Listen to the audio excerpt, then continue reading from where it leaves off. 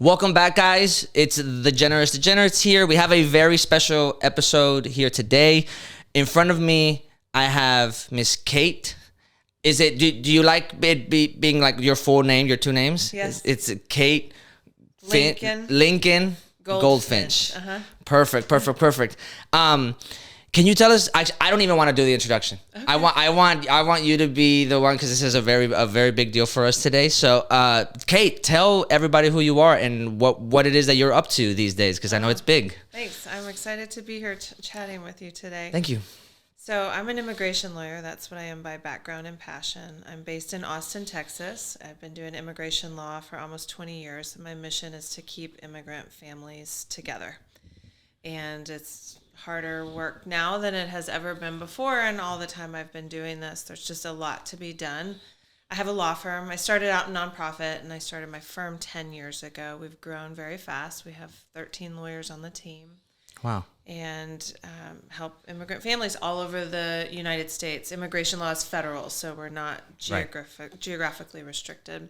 And I'm also happen to be currently running a campaign for the Texas House of Representatives. This is my first time running a campaign, so I got a lot cooking these days. Yeah. Congratulations. That if I had like a soundboard, this would be the this would be the crazy moment. Talk to me about the campaign for a second. How's that felt? You've learned a lot, I assume. I'm learning so much. I'm a couple of months into the campaign, and I actually am really loving it. All the people I'm meeting are really interesting. It's been fascinating. The hardest part is raising money. That part is the worst.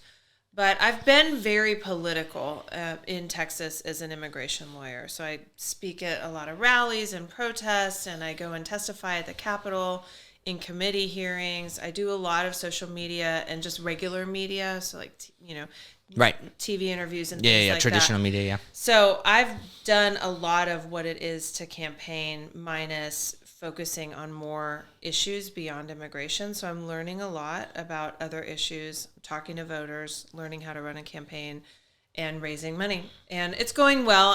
I'm running for House District 50, which is Northeast Austin. It's actually where a lot of my clients live already.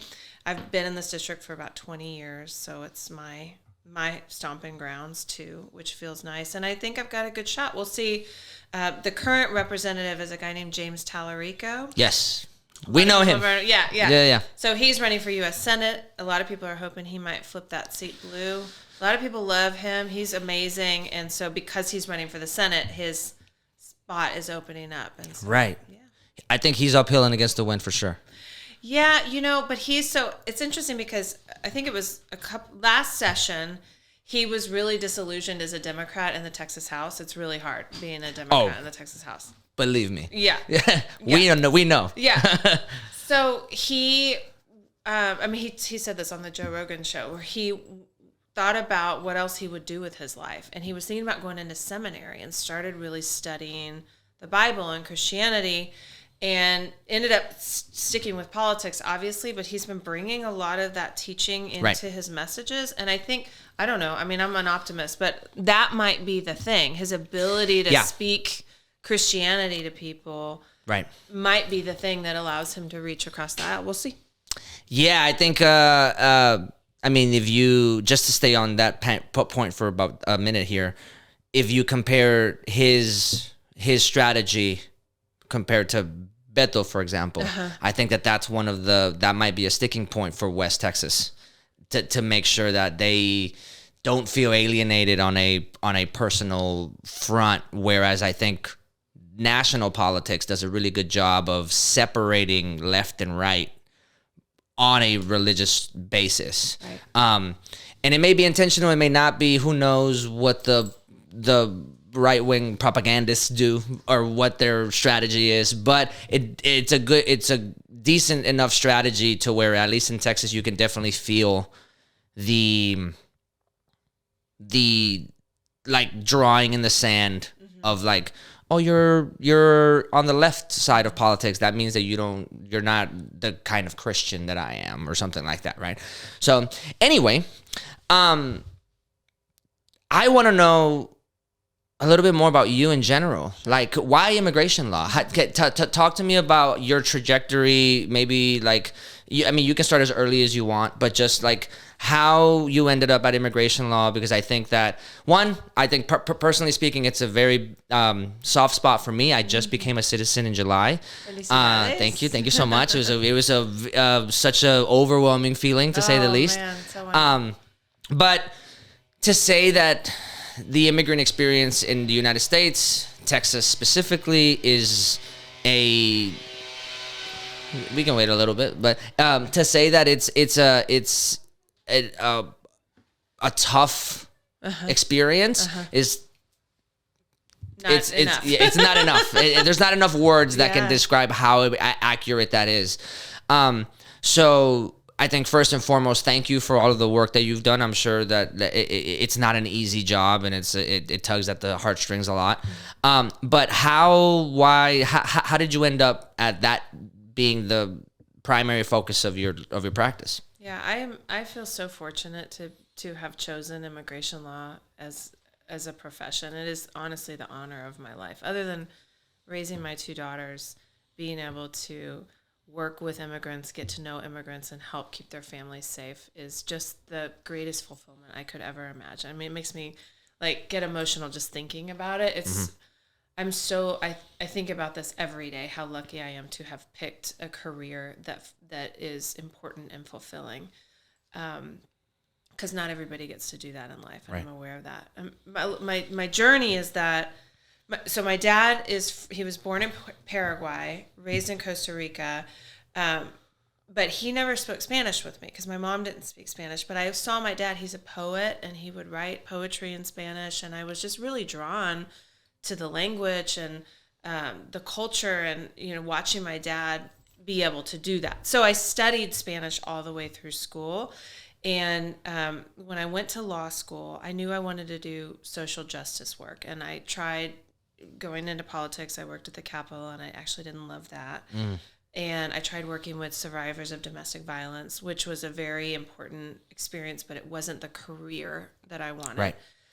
And so I signed up for the immigration clinic because at UT Law, where I went, University of Texas, you can practice being a lawyer in different practice areas in these clinics. And so I did the immigration clinic because, honestly, I wanted to use my Spanish. It was like I didn't think that many steps ahead. I wasn't thinking that this was going to be my career at that time. And this was about 20 years ago, 2006, 2007, and my professor sent me to do an intake with a family. And it was during George Bush's administration, and the first family detention center for asylum seekers had opened up near us. I didn't know any of this at the time. In my mind, this is like a nation of immigrants, and everything we've got on the Statue of Liberty is how we practice.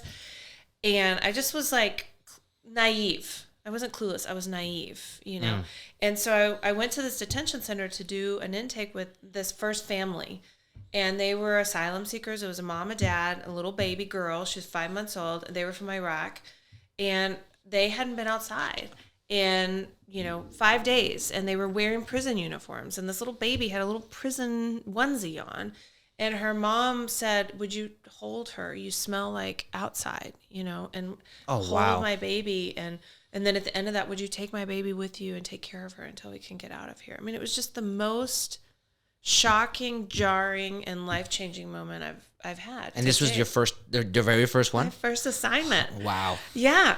And so I remember I went home that night and I was crying like, what is happening that this is going on in this nation of immigrants where we all love the fact that we are a nation of immigrants? I just didn't know this underbelly of anti-immigrant sentiment and racism and xenophobia. I just had not been exposed to it at that. I grew up in Austin, Anyway, I decided on immigration law as a career, and I worked with families in detention for a couple of years doing that. And then I went into private practice where I do all the other types of immigration, except for employment. I don't do employment immigration, but I do a lot of, if you think about immigrant families needing help. So spousal petitions, family petitions, citizenship cases, humanitarian. I do a lot of crime victims, domestic violence, trafficking, people who have suffered workplace abuse and mistreatment, detained cases, people who are defending against deportation. That's all what I do and what the firm does. And that, experience in law school set me on the pathway. But I mean, as I said, it's a daily thing that I've met so many people from around the globe. And I mean, the thing that is, I think, so important for people to know is that, the kind of person who, for whatever reason, maybe they're in danger or maybe they just want a better life for themselves or their kids. And they have the fortitude and the bravery and the ambition to pack up their entire life and come to some other country where they may not speak the language and they may have to give up everything. Maybe they're an engineer in their country and they have to be a janitor in this country. And they do that just because they want something better. I have so much respect for someone like that. And the fact that we as a country can't get together and recognize that right now, it's heartbreaking. It's so maddening. It's so frustrating. And watching the way that people talk about immigrants, the way that our president talks about immigrants, it just makes you want to vomit every day. And so, it's not hard for me at all to find the motivation to keep going in times like these because there's just so much work to be done. Yeah, I think I can second that for sure. Both my parents are college educated, and they migrated when I was 4. My father was in medical school. My mom has a bachelor's degree in communications for businesses. So that is a very real sentiment that you're saying where and I have this argument with people all the time. The rhetoric nationally is, to quote our president more or less, they're lazy, that the criminals, dangerous, right? Yeah. But I actually would argue, if you are going to make that kind of a decision, you're probably a go-getter. Yeah. You're probably an entrepreneur. You're probably not the lazy. The people that are lazy are stuck. By definition, people that are lazy don't do anything. Yeah. So for them to cross the desert would be an insane thing. It's for an actual lazy person to do. That's exactly right. You know what I mean? Yeah, no, the cartel bosses, they're happy right where they are. They don't have to need to come. Right. So it's really refreshing to hear that in this time especially. But it's really refreshing to hear that coming from our figures of authority or people that have been in having been exposed to that kind of nooks and crannies type of vision of America. Because to your point, I think a lot of people would be naive in that sense. I think about the rural voter in Kansas. I think about the rural voter in Montana. Right?